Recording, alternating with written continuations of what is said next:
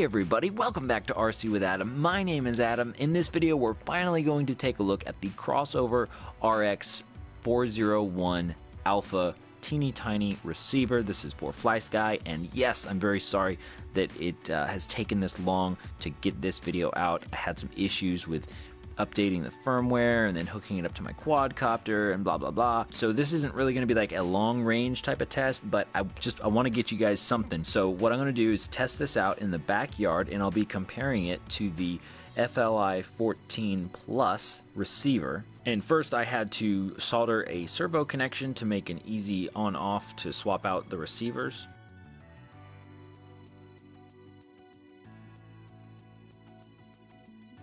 And you can see here that I soldered the signal wire to RX1 on the Mamba F04 flight controller stack. Since we are using RX1, we're going to want to select serial RX on UART1.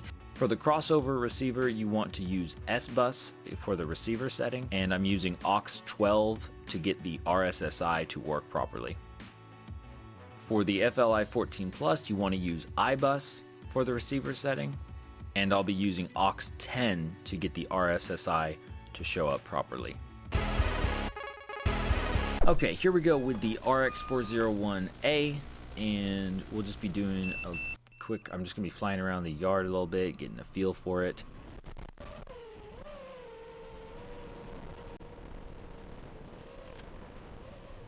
And you can see that the RSSI is working, and it's rather sensitive. Like it bounces around kind of a lot. Of course, this footage right here is sped up, and then now this is real-time footage.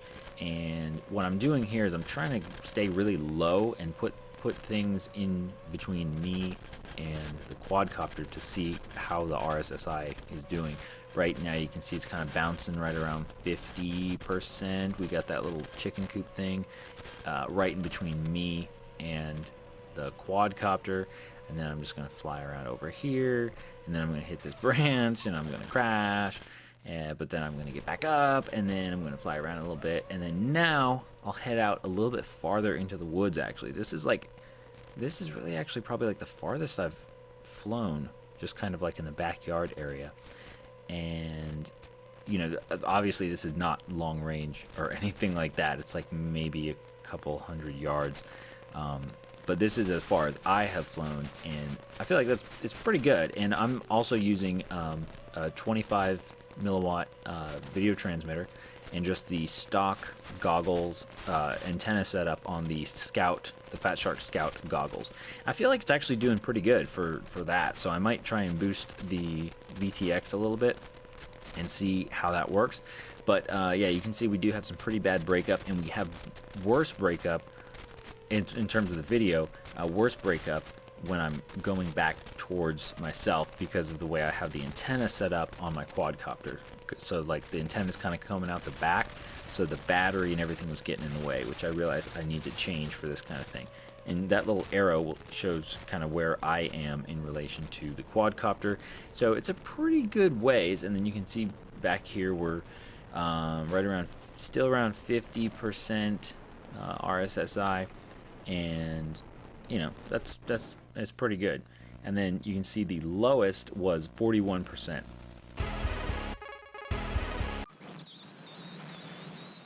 All right, here's the Fli14 Plus. I'm going to fly this around a little bit, do the same kind of test right here. You can see the RSSI is bouncing around, kind of the same, right around 50. It moves so fast, it's hard to tell, but you know, definitely good control. And I'll just speed through all this to save you the time, because I did basically the same thing. So here it's getting pretty low. Actually, it's getting down into the 40s, I think into the 30s a little bit. Yeah, it's bouncing around. I was doing some tests, you know, kind of rocking back and forth to make sure I had good connection. I crashed. Fortunately, I landed upright, and I was able to make it back. So you see there we have the minimum 27%, which is worse than the other one. And so if you compare like the actual size of the receiver, considering that the 401 is like a tiny micro receiver and it has one little antenna, compared to the much larger and heavier, although you know, still really small, but the 14 Plus, it's just like, why would you bother having that one. Now, this is just one test, not very scientific, I know, but a real world test nonetheless. Now, it is worth mentioning that it's not like I flew to the limits of the receivers, but I did fly to the limits of my video transmitter setup. So I feel like, practically speaking, that's more important. Anyway, just wanted to share this quick test with you guys. Let me know what your thoughts are, and hopefully I will get some more of these tests out soon. I want to do the long range test, but I'm not going to promise how soon because of the last time it took a while. So, but I will be working on that. Thanks for watching, and I'll see you again very soon.